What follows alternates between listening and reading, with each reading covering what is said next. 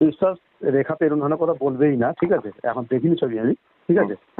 রেখা কোনোদিনই এরকম ধরনের কথা বলবে না, এটা আমি বিশ্বাস, কারণ আমি দেখিনি ভিডিও।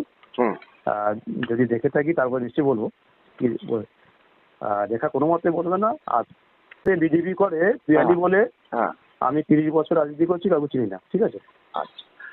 আর ওই পিয়ালি বলে যিনি বলছে বিজেপি করি, আমার 30 বছর রাজনীতিতে এরকম ধরনের আমি কারোর নাম এখনো জানি না আজকে দিন পর্যন্ত। আচ্ছা, রাষ্ট্রপতি একটা দেশের সর্বোচ্চ পদ, তো এখানে কোনো সাজানো হয় বলে তো আমার জানা নেই, ঠিক আছে? যেটা হয় 100 ঠিক থাকে, এর মধ্যে কোনো কিন্তু থাকার কোনো জায়গা থাকে না। না, রাষ্ট্রপতি হচ্ছে দেশের সর্বোচ্চ একটা চেয়ার। এখানে আমার অভিজ্ঞতা জানা নেই যে এখানে কোনো রকম কিন্তু থাকে বলে। এটা যেটা হয়েছে 100 ঠিক হয়েছে, নির্ভুল একদম।